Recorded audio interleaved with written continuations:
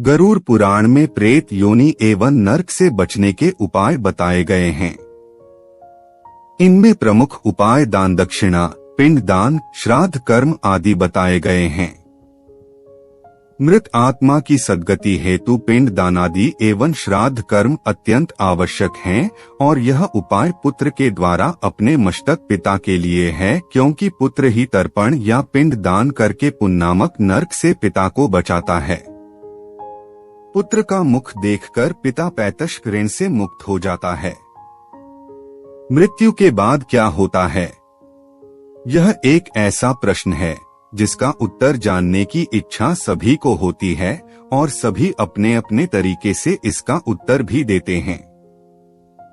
गरुड़ पुराण भी इसी प्रश्न का उत्तर देता है। मनुष्य अपने जीवन में शुभ अशुभ, पाप पुण्य, नैतिक अनैतिक जो भी कर्म करता है, गरुड़ पुराण ने उसे 3 भागों में विभक्त किया है। पहली अवस्था में मनुष्य अपने शुभ अशुभ, अच्छे बुरे कर्मों को इसी लोक में भोग लेता है। दूसरी अवस्था में मृत्यु के उपरांत मनुष्य विभिन्न 84 लाख योनियों में से किसी एक में अपने कर्म के अनुसार जन्म लेता है। तीसरी अवस्था में वह अपने कर्मों के अनुसार स्वर्ग और नरक को प्राप्त करता है। गरुड़ पुराण के अनुसार जो दूसरे की संपत्ति को हड़पता है, मित्र से विश्वासघात करता है, ब्राह्मणों की संपत्ति से अपना पालन करता है, मंदिर से धन चुराता है, पराई स्त्री या परपुरुष से व्यभिचार करता है, निर्बल को सताता है, जो अपनी निर्दोष माता, बहन, पुत्री, स्त्री, पुत्रवधू, पुत्र इन्हें बिना किसी कारण के त्यागता है, उसे भयंकर नरक योनि में जाना पड़ता है एवं उसकी कभी मुक्ति नहीं होती है।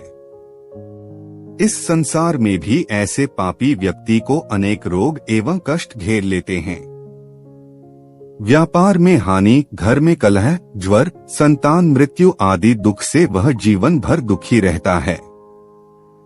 अंत समय उसका बड़ा कष्टमय होता है तथा मरने के पश्चात वह भयंकर प्रेत योनि में चला जाता है।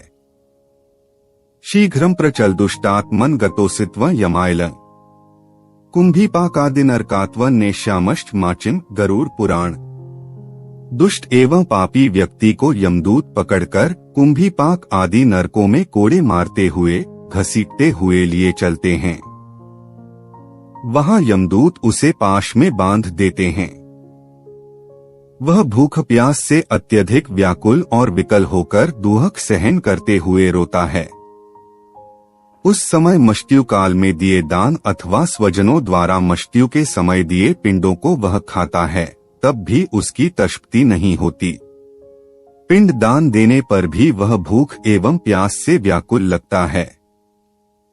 मांस भक्षण करने वाले व्यक्ति को नरक में वे सभी जीव मिलते हैं जिनका उसने मांस भक्षण किया था, और वे वहां उसके मांस को नोचते रहते हैं तथा वह कई कल्पों तक प्रेत योनि में भटकता रहता है।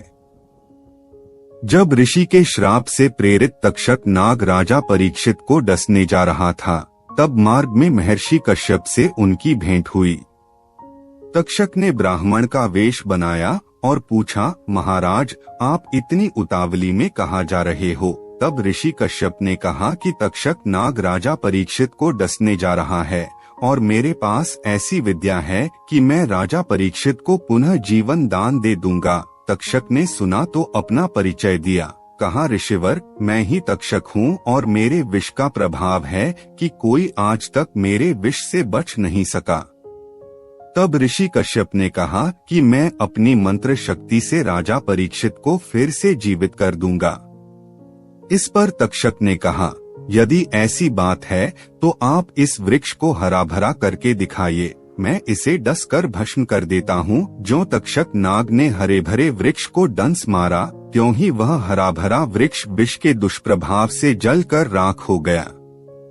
तब ऋषि कश्यप ने अपने कमंडल से अपने हाथ में जल लेकर वृक्ष की राख में छींटा मारा तो वह वृक्ष अपने स्थान पर फिर से हरा भरा होकर अपने स्थान पर खड़ा हो गया। तक्षक को बड़ा आश्चर्य हुआ और पूछा, ऋषिवर आप वहां किस कारण से जा रहे हैं? इस पर ऋषि कश्यप ने बताया कि मैं राजा परीक्षित के प्राणों की रक्षा करूंगा तो मुझे बहुत सा धन मिलेगा। तक्षक ने ऋषि कश्यप को संभावना से ज्यादा धन देकर विदा करना चाहा, लेकिन ऋषि कश्यप ने यह उचित नहीं समझा और नहीं माने। वहां पर तक्षक ने ऋषि कश्यप को गरुड़ पुराण की कथा सुनाई, जिससे ऋषि कश्यप को ज्ञान हुआ कि जिसने जो कर्म किया वह अवश्य ही भोगना पड़ेगा और किसी के बचाने से कोई बच नहीं सकता। इस प्रकार से ऋषि कश्यप बहुत सा धन लेकर वहीं से विदा हो गए। वास्तव में गरुड़ पुराण सुनने से मनुष्य को सच्चे ज्ञान एवं वैराग्य की प्राप्ति होती है और वह बुरे कर्म करने से बचता है तथा जीवन का यथार्थ ज्ञान उसे मिलता है।